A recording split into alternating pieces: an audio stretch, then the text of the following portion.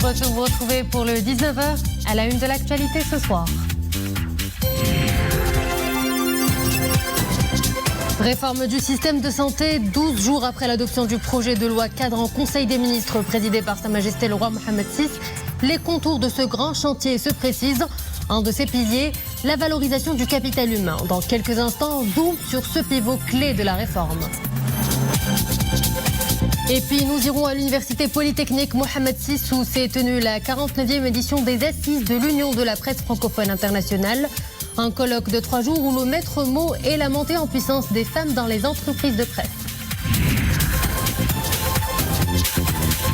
À l'occasion du 23e anniversaire de l'accession de Sa Majesté le roi Mohammed VI au trône, une nouvelle capsule est à suivre dans le journal. Chaque soir, nous braquerons les projecteurs sur une des multiples initiatives du souverain.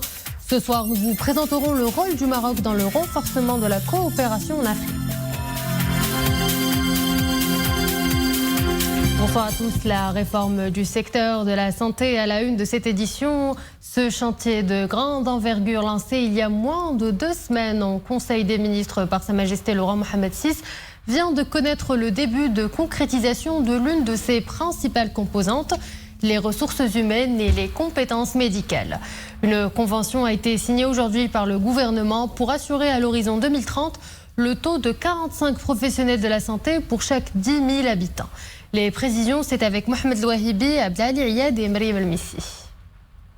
Mercredi 13 juillet 2022, le projet de loi cadre sur la réforme de la santé est adopté en Conseil des ministres. 12 jours plus tard, les contours de ce chantier royal se précisent. Une convention cadre a été signée aujourd'hui. À la clé, atténuer le déficit en personnel médical. Le Maroc accuse un énorme déficit en personnel médical. Le besoin en médecins s'élève à 32 000. Il est de 65 000 pour ce qui est des infirmiers. Nous devons agir en urgence pour atteindre les normes requises par l'OMS, qui sont de 25 médecins pour 10 000 habitants. Pour y aboutir, nous nous sommes d'abord penchés sur le chantier de la formation en phase avec les évolutions technologiques. La valorisation du capital humain, pilier fort de la réforme. L'ambition est désormais affichée pour attirer plus de candidats sur les bancs des facultés du royaume. Mais avant d'exercer, ces blouses blanches devront d'abord passer par la case formation. Nouveauté, la durée du cursus est désormais réduite à 6 ans. Nous avons prévu d'augmenter de 20% le nombre de sièges pédagogiques des étudiants inscrits en médecine dès la prochaine rentrée universitaire. 3500 professeurs seront recrutés. L'idée est d'offrir une formation de qualité qui fait la part belle au numérique. D'ailleurs, la simulation sera introduite dans les cursus dès cette année. Les terrains de stage seront à leur tour ouverts au privé.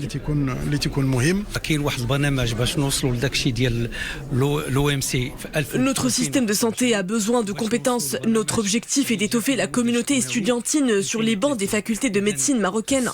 Pour ce faire, nous procéderons à la construction de nouvelles facultés de médecine et d'implanter des CHU dans des villes comme Bnimla, Rachidia ou encore Guelmim. Ce chantier de formation mobilisera un budget de 3 milliards de dirhams annuels. Des mesures prioritaires qui devront à l'horizon 2026 combler le déficit en ressources humaines, une condition sine qua non à la réussite du chantier de la généralisation de la protection sociale. Et justement, pour donner un nouveau souffle à ce secteur vital et stratégique qu'est le système sanitaire, un accord tripartite a été signé ce matin entre la Banque mondiale, le ministère de la Santé et de la Protection sociale et le ministère délégué chargé du budget. Un prêt de 500 millions de dollars est accordé par la Banque mondiale au Royaume en vue d'accompagner le chantier de la généralisation de la protection sociale. Iman Abou. La protection sociale, le capital humain, la pauvreté chez les personnes âgées. Ce sont là les piliers de ce prêt de la Banque mondiale. Objectif, aider le Maroc à généraliser l'assurance maladie, à déployer un programme d'allocation familiale et à mieux protéger la population contre les risques, y compris ceux causés par le changement climatique. Pour nous, c'est une réforme très innovative, ambitieuse et aussi intégrée. Parce que ça couvre les grands risques de la population, le risque des maladies. Donc c'est ça, la universalisation de l'assurance maladie, le capital humain pour les petits enfants. Donc ça, c'est tout ce qui est la universalisation des allocations familiales, la pauvreté pour les plus âgés. L'accompagnement des institutions internationales, en l'occurrence la Banque mondiale, dénote que cette réforme est de taille, crédible et se passe bien sur le terrain. Et évidemment, ça donne de la légitimité à l'action gouvernementale. Et tout cela, bien sûr, pour réussir ce défi à l'horizon 2025. Et dans cet appui à un chantier d'envergure, le capital humain retrouve toute sa place. Ce financement intervient à un moment crucial de la concrétisation de la protection sociale dans le cadre de la dynamique de développement que connaît le pays. Lors du Conseil des ministres présidé récemment par Sa Majesté le Roi, la réforme de la santé a fait l'objet d'un projet de loi cadre et dans cette loi, les ressources humaines constituent un pilier de cette révision. Ce prêt de la Banque mondiale est la première opération d'une série de 3 financements en faveur d'un programme de réforme du gouvernement qui bénéficie en parallèle du soutien d'autres partenaires de développement. Le leadership féminin au sein de nos médias, la thématique est au centre des travaux de la 49e édition des Assises de l'Union de la presse francophone internationale. L'UPF et sa section marocaine organisent à l'université Mohamed VI Polytechnique une série d'ateliers et de tables rondes. 3 jours durant, il sera question du rôle des femmes au sein des entreprises de presse. Amina Allam avec Maryam Lemissi. Elles sont venues d'une 40aine de pays. Ces femmes expertes en médias et communication se sont donné rendez-vous à Belgrade pour débattre d'une thématique qui les interpelle. Le leadership féminin, un grand absent des médias.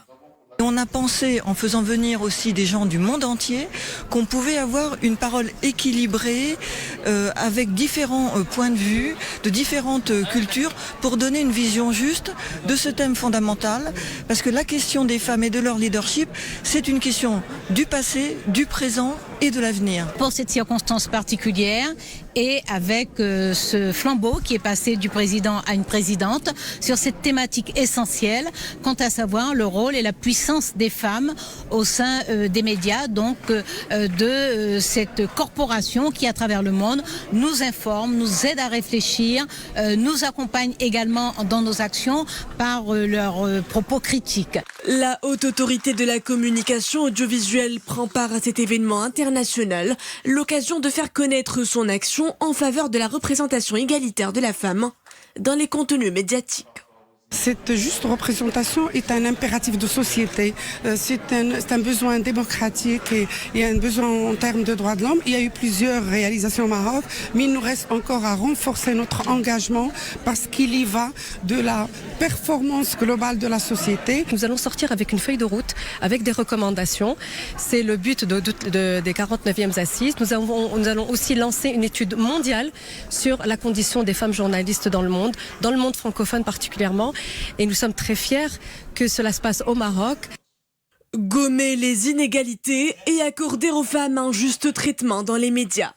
De bonnes pratiques qui s'affirment pour tendre vers une plus grande parité et barrer la route aux stéréotypes.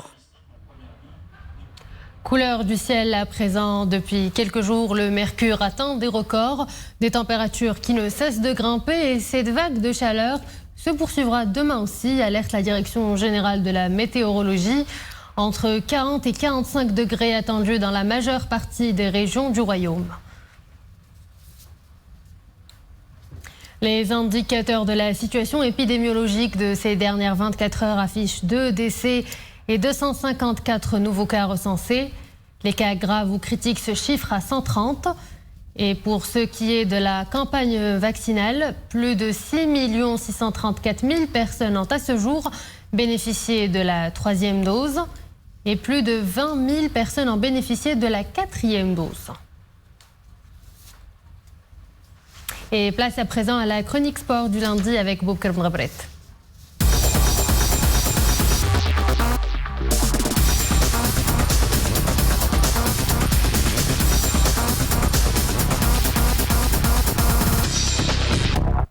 Boubacar, bonsoir. Bonsoir Oumaima. Alors ce soir, vous nous proposez en ouverture un flashback sur le parcours que l'on n'oubliera pas de sitôt des Lionnes de l'Atlas. Effectivement, et comment ne pas revenir sur l'excellent parcours des Lionnes de l'Atlas, la sélection féminine de football qui s'est qualifiée, il faut le dire, haut la main pour la première fois de son histoire à la finale de la Coupe d'Afrique des Nations, est un excellent premier bon point. Carton plein lors des différentes rencontres de poule. Belle entrée en matière face au Burkina Faso 1-0. La sélection féminine a décroché son billet pour les quarts en battant son homologue ougandaise sur le score de 3-1. Et puis la sélection féminine a battu également son homologue sénégalaise 1-0 en match de la 3e journée et termine en tête du groupe A. 2-1 face au Botswana et belle victoire face au tenant du titre, le Nigeria, 2-1. Et puis en finale, les Lions de l'Atlas se sont inclinés difficilement 2-1 face à une redoutable équipe sud-africaine. Rappelons que Sa Majesté le Roi Mohammed VI a adressé un message de félicitations aux membres de la sélection nationale féminine pour leurs prestations, leurs belles prestations à cette Coupe d'Afrique. Sa Majesté le Roi Mohammed VI s'est également entretenu au téléphone avec le président de la Fédération royale marocaine de football, l'entraîneur de l'équipe nationale féminine et la capitaine Rizlan Chebek, auquel le souverain a exprimé sa fierté pour leur qualification à la finale de la CAN féminine de football. Et rajoutons au Meima et rappelons que la capitaine des Lions de l'Atlas, Rizlan Chebek, a remporté le prix de la meilleure joueuse de la CAN. Football toujours, Coupe arabe U20. Le Maroc domine le Soudan. La sélection nationale marocaine a entamé son parcours dans la Coupe arabe des moins de 20 ans par une belle victoire sur le Soudan 4-2. Les buts de l'équipe marocaine ayant été inscrits par Yassine Khalifi aux 33e et 38e minutes. Les Lionceaux de l'Atlas ont réussi à ajouter 2 buts consécutifs grâce à Mohamed Akhrez à la 55e minute et Enes Mimouni à la 73e. Avec cette victoire, le Maroc empoche les 3 premiers points pour prendre la tête du classement du groupe F, qui comprend à ses côtés le Soudan et la Palestine. La Palestine que nos Lions de l'Atlas joueront d'ailleurs jeudi durant le dernier match de la phase de poule de ce championnat.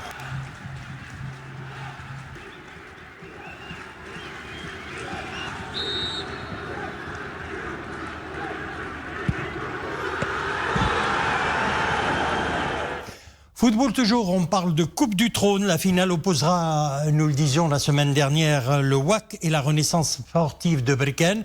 La finale entre les deux équipes est programmée le 28 juillet, c'est-à-dire jeudi, au complexe sportif Prince Moulay Abdallah de Rabat à 21h. Et puis pour ce qui est de l'équipe A, les Lions de l'Atlas disputeront 2 matchs amicaux contre le Chili. Ça sera le 23 septembre à Barcelone. Et le Paraguay, le 27 du même mois à Séville, dans le cadre d'un stage de préparation prévu en Espagne. Ces 2 rencontres amicales servent de préparation pour les Lions de l'Atlas à la Coupe du Monde prévue au Qatar en novembre et décembre prochain. Alors, vous voyez sur le tableau, donc je rappelle les dates. Vendredi 23 septembre, ça sera le Chili. Et mardi 27 septembre, ça sera face au Paraguay. Et du foot, on passe au sport nautique. Ce soir, vous nous parlez de la 18e édition de la Semaine nautique internationale de Mdirk. Effectivement, nous allons nous rafraîchir un petit peu et prendre la direction de la mer. Nous allons à Mdirk. La 18e édition de la Semaine nautique internationale a tenu toutes ses promesses sur les plans organisationnels, sportifs, mais également touristiques, placée sous le patronage de Sa Majesté le Roi Mohammed VI. Cette manifestation sportive, organisée sous l'égide de la Fédération royale marocaine de voile, a été marquée au Maïma par la participation d'environ 71 pratiquants des sports nautiques représentant 7 pays d'Afrique, bien sûr, d'Europe et d'Asie et 6 clubs marocains, en plus de l'équipe de la Marine royale. Retour sur les temps forts de la compétition avec Iman Ablou, Abdel Ali Gnouni et Khalid Chorman. Une 18e édition qui aura tenu toutes ses promesses. Aux différentes compétitions, les équipes marocaines se sont distinguées. Dans la catégorie laser, chez les dames, les 3 premières places ont été réservées à Khouloud Mensi, à Melk Dardouni de Tunisie et à la Marocaine Zineb Haris, au moment où la première position dans la catégorie Young Sailor a été enlevée par le Marocain Mohamed Abbad. La compétition était rude, surtout des concurrents d'Égypte et de Tunisie. Nous avons fait de notre mieux pour nous classer parmi les 10 premiers.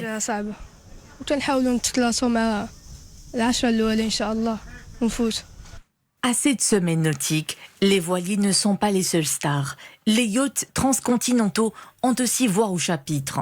18 yachts ont fait le départ de Malaga et de Fuengirola au sud d'Espagne, avant de jeter l'ancre sur les côtes de Madir sous le regard des arbitres. La tâche des arbitres dans ce genre de compétition en mer est très contraignante, car plusieurs équipages de différents pays sont de la partie. Cette semaine a enregistré la participation de plus de 8 pays de 3 continents, et cela nous met de la pression.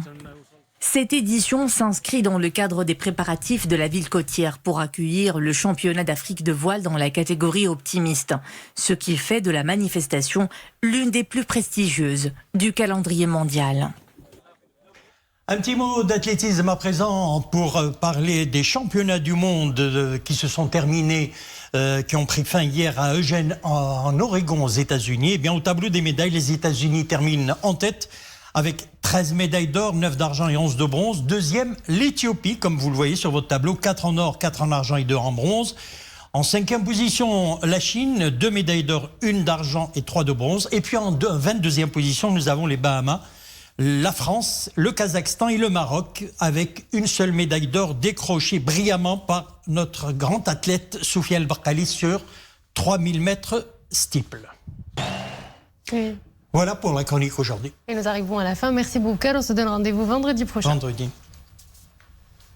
À l'occasion du 23e anniversaire de l'accession de Sa Majesté le roi Mohammed VI au trône de ses glorieux ancêtres, chaque soir nous vous proposerons des témoignages et reportages sur les multiples initiatives royales en faveur du développement socio-économique du royaume, mais également sur le plan international, notamment en matière de promotion des valeurs de paix et de tolérance.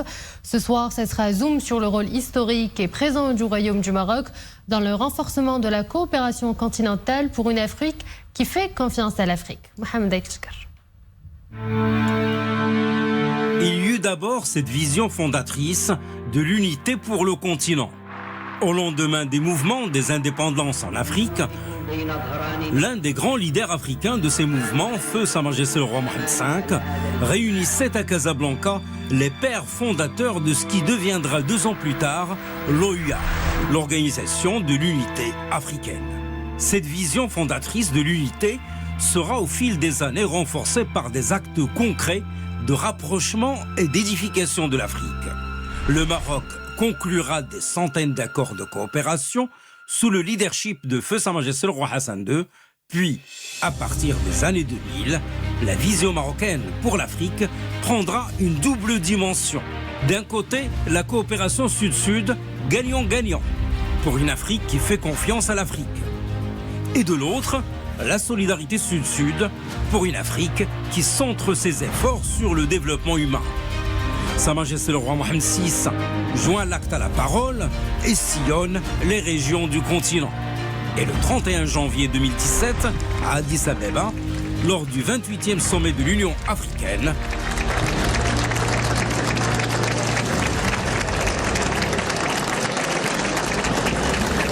il est beau le jour où l'on rentre chez soi, après une trop longue absence.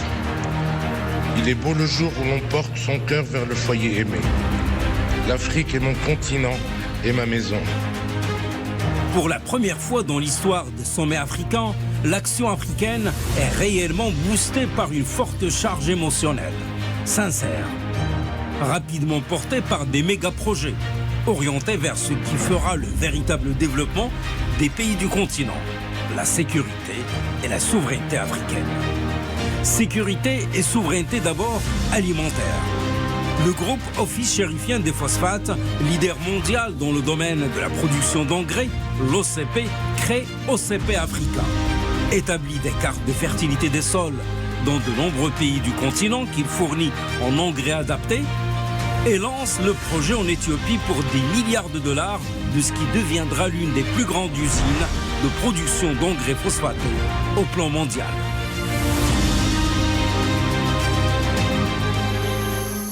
Le développement également des compétences africaines et la formation des jeunes.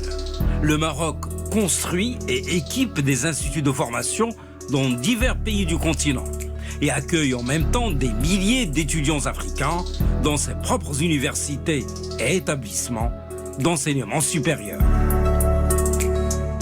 Le développement ensuite des infrastructures.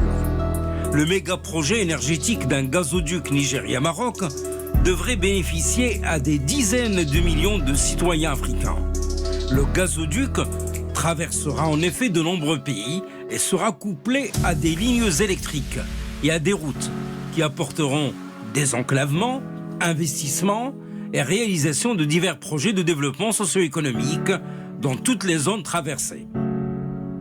Le Maroc met également son expertise dans le domaine de la protection de l'environnement au service des pays du continent, avec des projets d'aménagement déjà palpables dans la baie de Cocody à Abidjan, en Côte d'Ivoire, bientôt en chantier au niveau du canal des Pangalan à Madagascar, et en discussion pour d'autres pays du continent.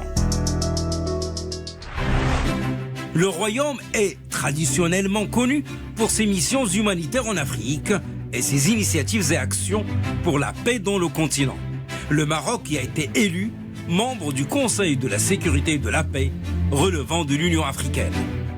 Et dans cette Afrique solidaire qui prône la paix, qui est soucieuse d'en véhiculer les valeurs universelles, de nombreux pays du continent ont ouvert leurs consulats généraux dans des villes du Sahara marocain. Sur le plan sanitaire, le Royaume, toujours solidaire des pays du continent, n'a pas hésité, en période de crise sanitaire du coronavirus, à faire bénéficier plusieurs pays d'Afrique subsaharienne de médicaments et de matériel de prévention made in Morocco.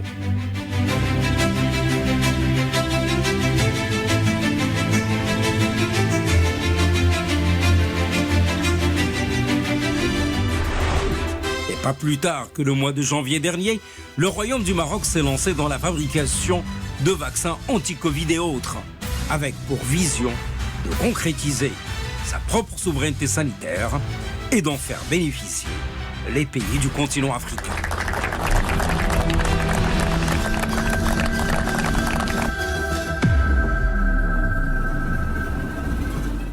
Et voilà, nous arrivons à la fin de cette édition. Merci à vous de l'avoir suivi. Excellente soirée sur Aloula. À demain.